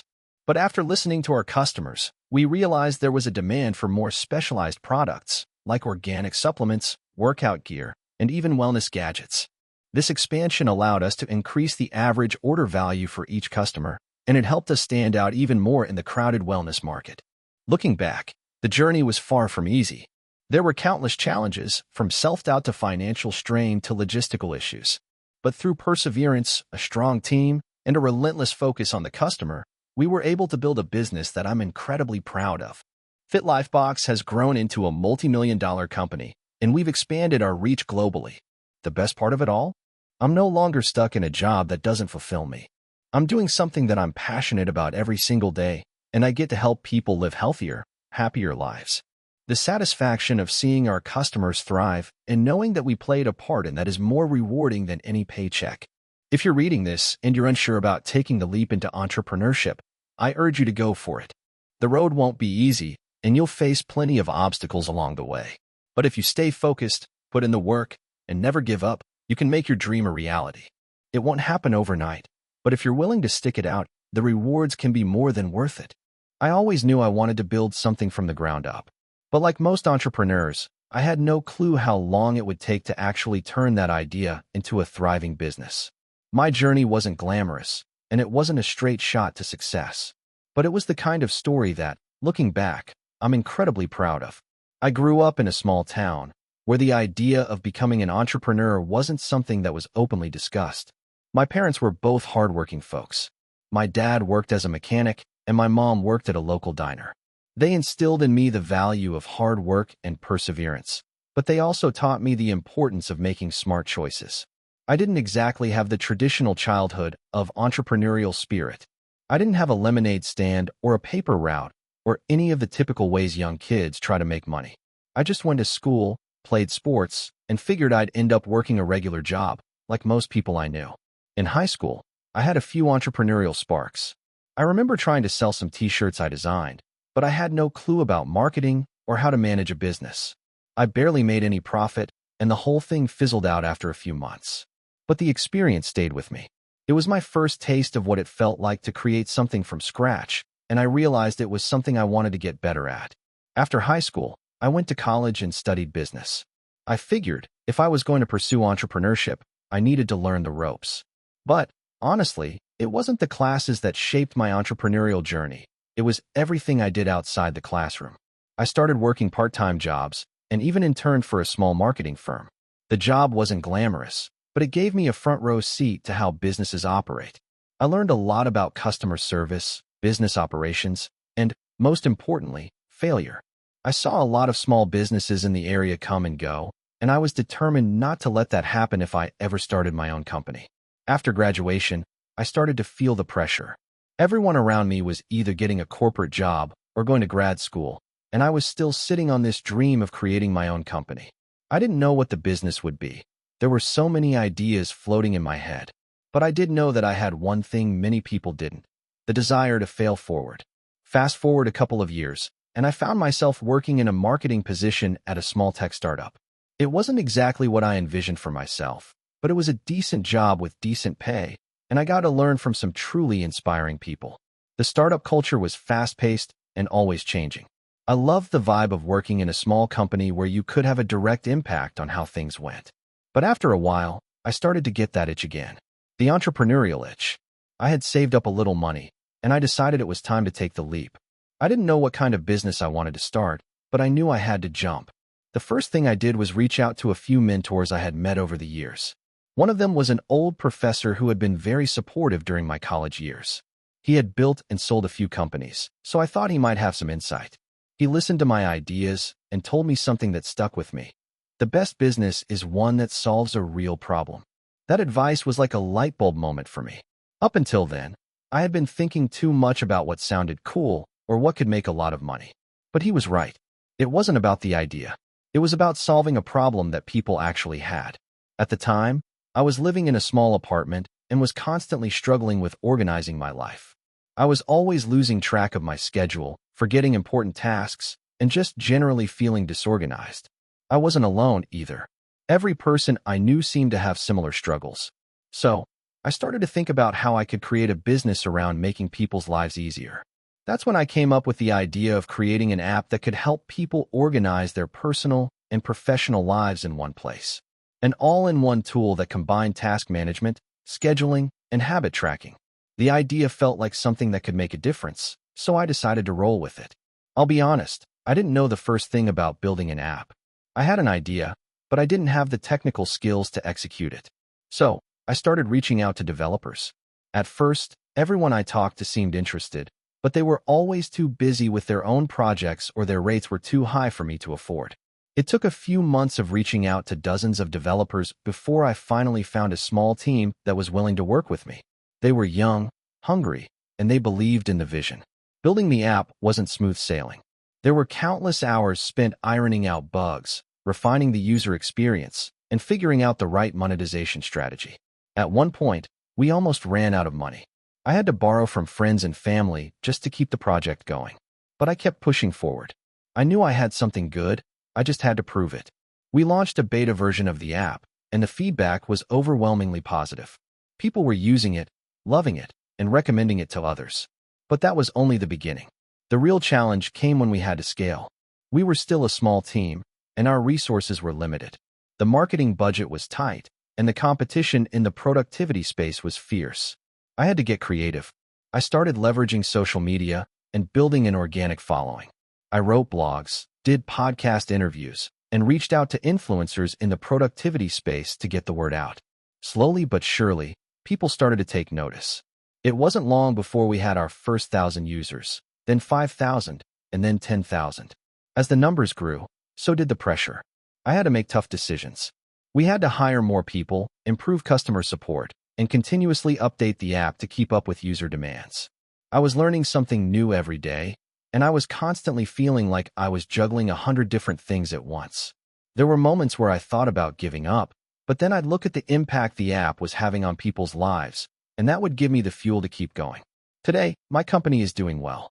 We have a dedicated team, thousands of active users, and we've expanded our product offering to include new features and integrations. It hasn't been easy, and there are still challenges to face, but I'm proud of how far we've come. I've learned more from the failures than the successes, and I can honestly say that the entrepreneurial journey is one of the most rewarding experiences of my life. Looking back, I wish I had known from the beginning how tough it would be, but I wouldn't change a thing. The lessons, the growth, the late nights, and the sacrifices all led me to where I am today. And if you're thinking about starting your own business, I have one piece of advice. Don't wait for the perfect idea or the perfect time. Just start. Because once you do, you'll learn more than you ever imagined, and it will be worth it. I never imagined I'd be here, writing about my entrepreneurial journey. Honestly, it feels like I just blinked, and somehow, I found myself running a six-figure business with a team that relies on me to keep things afloat. But it wasn't always like this. I wasn't born with a silver spoon in my mouth or some extraordinary talent that catapulted me to success. It was a roller coaster of late nights, uncertainty, self-doubt, and relentless hustle. And it all began with a single idea I almost gave up on. Let me take you back to where it started. I was 24 and fresh out of college with a degree in marketing. Like many others, I was full of ambition but completely clueless about how to actually get started in the real world. My first job was in a small agency, where I worked as a marketing assistant. I was eager, but reality hit hard. The work was repetitive, the pay was average, and most days, it felt like I was just another cog in a machine. Every day, I would sit in my cubicle, staring at the clock, daydreaming about having my own business, calling my own shots, and being free from the 9 to 5 grind. But dreams like that seemed distant, almost unrealistic. I had no experience, no connections, and no idea what I would even want to start. It was one Friday afternoon when everything changed. I was sitting at my desk, scrolling through social media, which was pretty much my escape from work at that time, when I came across a post about a new, innovative online store selling eco-friendly products. The site was simple but elegant, and the products were unique: reusable straws, bamboo toothbrushes, compostable phone cases, and the like. I was intrigued and thought to myself, there's something here. People are becoming more environmentally conscious, and this could be the future. I didn't have the money to launch a full-scale operation, but the idea stuck with me. For the next few weeks, I couldn't stop thinking about it. I started doing some research, reading about eco-friendly products, sustainability trends, and consumer behavior. Slowly, the pieces started to come together. I realized there was a gap in the market. Eco-conscious consumers were looking for brands they could trust, but most options felt impersonal or didn't deliver on their promises. That's when I had my aha moment. What if I created an online store that not only sold eco-friendly products but also told a story, a brand that resonated with people who cared about the environment? I didn't have much to lose, so I decided to take the plunge. I saved up a few $1,000s, and using the skills I learned from my marketing job, I started building a website. It wasn't much, just a basic e-commerce platform and a handful of products. But I spent every free moment I had working on it, learning about SEO, product photography, branding, and how to run Facebook ads. It was exhausting. Every day after work, I'd come home, grab some dinner, and then work late into the night. I'd get up early the next morning, go to my day job, and then repeat the cycle. The launch was nerve-wracking. I remember staying up all night before the big day, making last-minute tweaks to the website and preparing the first batch of orders. When I finally hit the launch button, I thought, this is it. Now we see what happens. The first week, I didn't make a single sale. I wasn't surprised, but it hurt. I spent so much time on this project, and to see nothing in return felt like a punch to the gut. I almost gave up, but something inside me pushed me to keep going. I had come this far. I couldn't turn back now.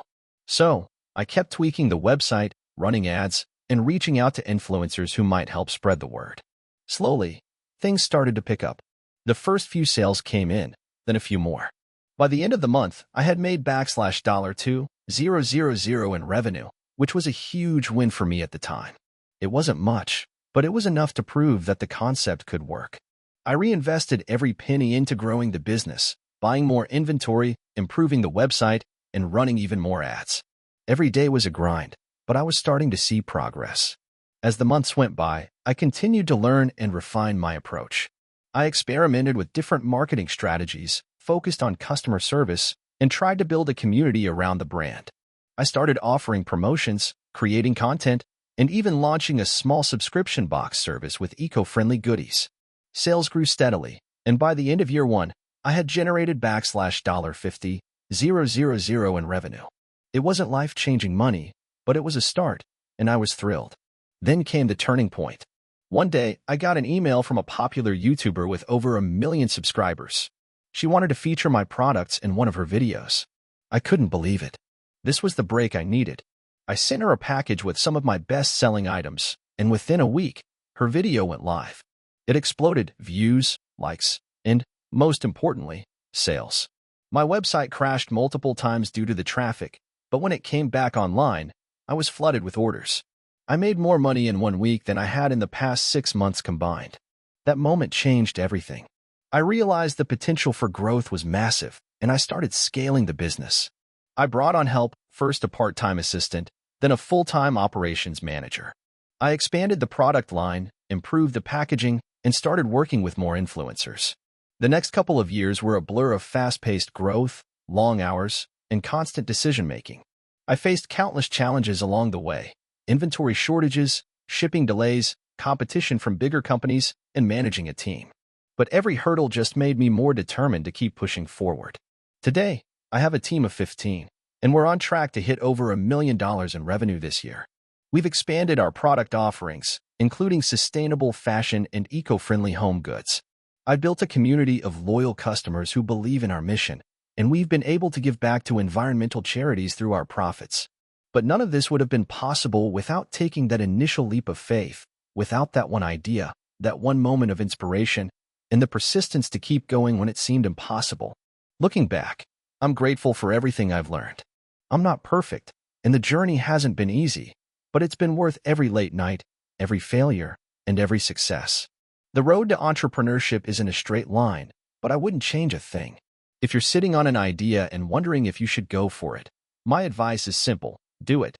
Take the risk, learn from your mistakes, and keep pushing forward. You never know where it could take you. I started my entrepreneurial journey about 5 years ago, and honestly, if you'd asked me back then where I'd be now, I would have said something like a successful business owner with a solid team and a thriving company, but that would have been a massive stretch. I didn't even know what I was doing. All I had was an idea, some initial savings, and a whole lot of ambition. I'm not saying that was a bad thing. In fact, it might have been the best thing that happened to me. It all began with a problem I was facing myself.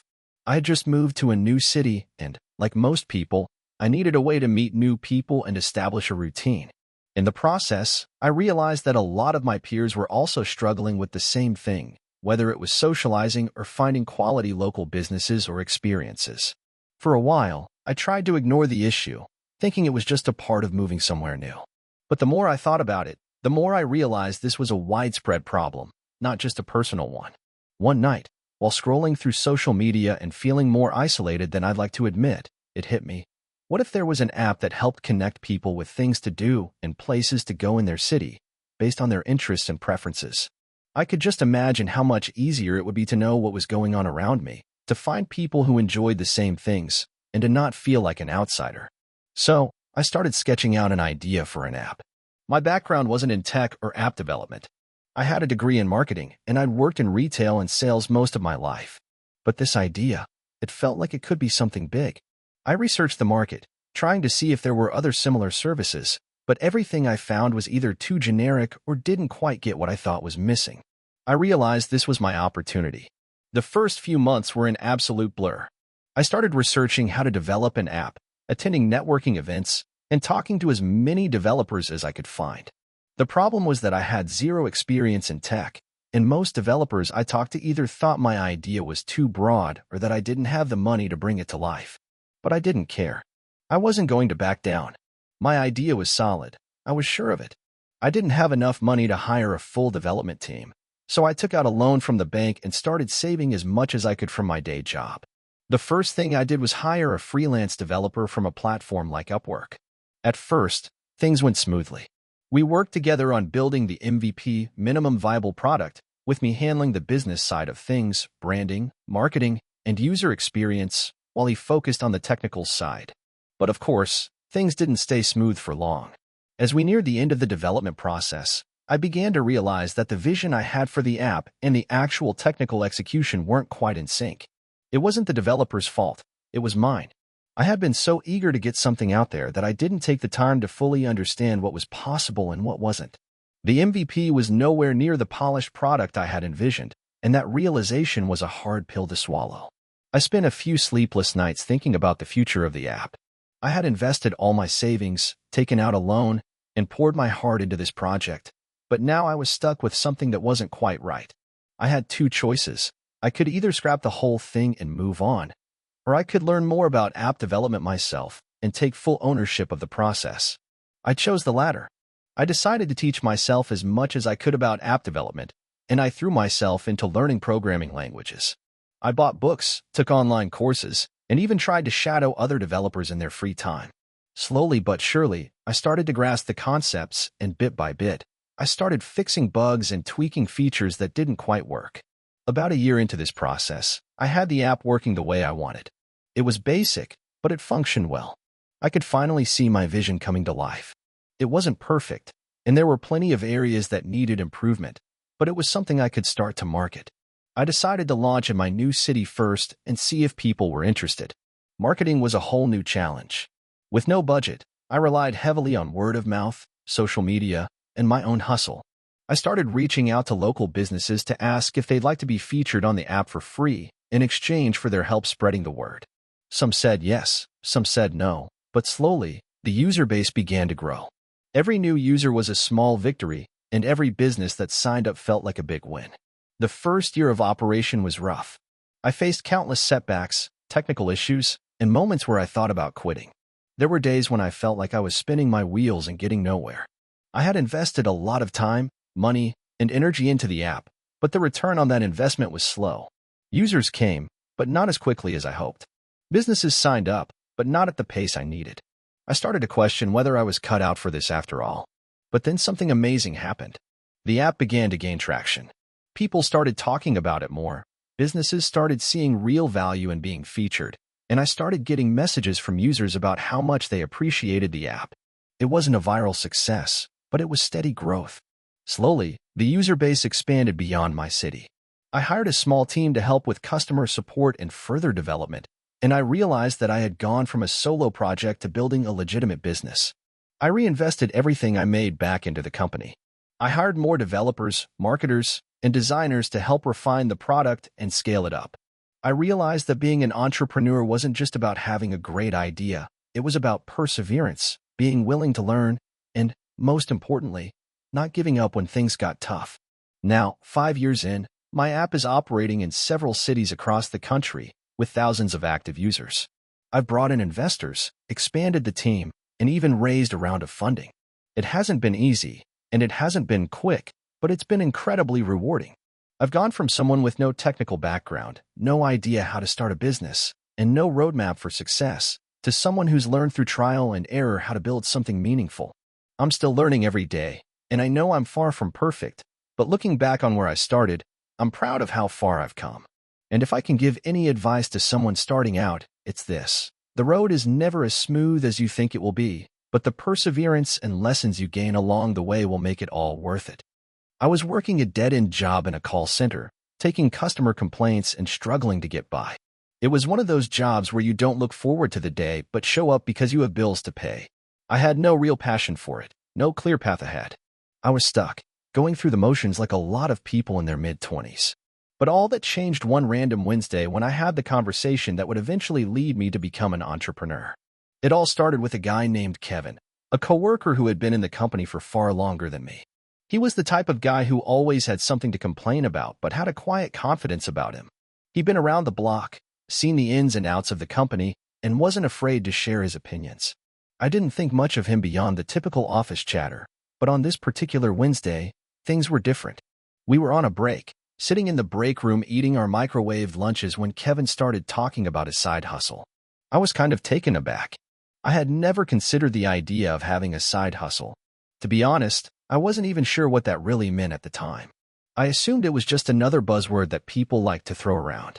But Kevin was speaking with such enthusiasm that I couldn't help but listen. He told me that for the past few months, he had been working on building an online store selling custom-designed t-shirts. He didn't have a big marketing budget or a fancy website. All he had was a simple Shopify store and a few hours after work each day to design his shirts and market them on Instagram. What caught my attention was how he spoke about the business. He wasn't bragging about his success or boasting about making thousands of dollars.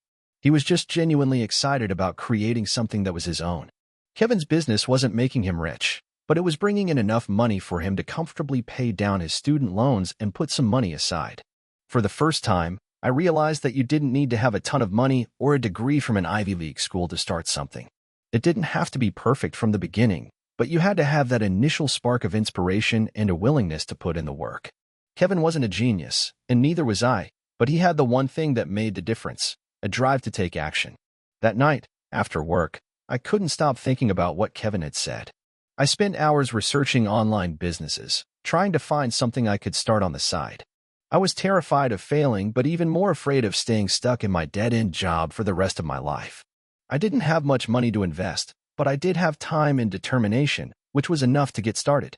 I landed on something that seemed simple enough: dropshipping. I had heard about it in passing, but didn't know much about how it worked. After diving into YouTube videos and articles, I figured out the basics. The idea was that I could set up an online store and sell products without needing to hold any inventory. Instead, when someone bought something from my store, the order would be fulfilled by a supplier who would ship it directly to the customer. It sounded too good to be true, but I figured I had nothing to lose. The first few weeks were rough. I spent countless hours setting up a Shopify store, customizing the theme, and researching which products to sell. I picked a niche: outdoor gear for hiking and camping, which seemed like a profitable market. But when I finally launched my store, I sat there staring at it for days, waiting for that first sale. It didn't come. I wasn't discouraged, though. I knew this was part of the process. I started running Facebook ads to drive traffic to my store, and while I did see some clicks, no one was buying. That's when I realized I had been doing everything wrong. My product listings weren't optimized, my ad targeting was off, and I hadn't built an email list or engaged with potential customers. I was working hard, but not smart. Rather than giving up, I started educating myself further. I took courses on Facebook ads, watched webinars on building email marketing funnels, and joined online communities of other entrepreneurs who were also navigating the world of e-commerce. Slowly but surely, things started to click. I realized that success wasn't just about having a product to sell. It was about understanding the customer journey, building trust, and offering something people actually wanted. It wasn't long before I started making my first sales. They weren't huge at first, maybe 1 or 2 a week, but it was enough to keep me going. Then came the breakthrough. I created a new ad campaign targeting a specific audience that was genuinely interested in the outdoor gear I was selling. The ad went viral, and my store saw its first major influx of orders. I felt a rush of excitement that I can't even put into words. As I scaled my business, I learned how to hire virtual assistants to handle customer service and fulfill orders. I also outsourced the design of my website and even worked with a branding expert to give my store a more professional look. By the time I hit my 1-year anniversary, my online store was making enough money for me to quit my job. It wasn't a fortune, but it was enough for me to live on and then some. Leaving my job was one of the most nerve-wracking decisions I've ever made. I was leaving behind a steady paycheck for something that was still a bit uncertain. But deep down, I knew that I wasn't going to get anywhere by staying in a place where I wasn't growing. It wasn't the easiest transition, but I took the leap, and it paid off. My business continued to grow as I became more efficient with my time and expanded my product line. Now, looking back, I realize how far I've come. I'm not where I want to be yet, but I'm not where I was either. I've learned more in the past 2 years than I ever did in my previous 5 years of corporate work. The most important lesson I learned is that entrepreneurship is not about instant success. It's about persistence, learning from your mistakes, and constantly evolving. So, if you're stuck in a job you hate or feel like you don't know where to start, just know that the first step is always the hardest. You don't need a perfect plan or a ton of money to get started. just a willingness to learn and take action. You might fail, but every failure is an opportunity to learn and grow. And when the right opportunity comes along, you'll be ready. I'm living proof that it's possible to turn your side hustle into a full-time business. If I can do it, so can you. Thank you for watching until the end. If you enjoyed this video, don't forget to like and subscribe to the channel so you won't miss new videos. Also, leave a comment. I'd love to hear your thoughts. Your support and engagement mean a lot to me. See you in the next video.